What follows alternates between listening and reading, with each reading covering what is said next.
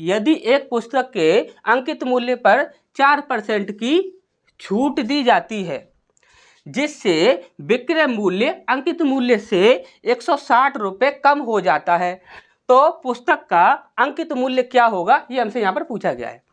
एक बात ध्यान से समझ लीजिए, जब कभी भी छूट की बात की जाए, किसकी बात की जाए, छूट की बात की जाए, जब कभी भी छूट की बात की जाए और आपसे अंकित मूल्य पूछ लिया जाए, जब कभी भी छूट की बात की जाए प्रश्न में और आपसे अंकित मूल्य पूछ लिया जाए, तो कभी भी आपको प्रश्न को सॉल्व नहीं करना है। फिर आपको क्या करना है, वो चीज़ आप ध्यान से समझ लीजिए।